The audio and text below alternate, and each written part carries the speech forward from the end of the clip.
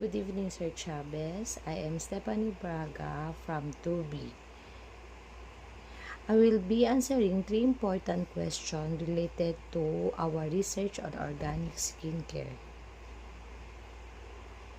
What are the significant results of our research? Let's talk about what we've discovered through our research on organic skincare. One of the most important findings is that people are becoming more aware of what they put on their skin.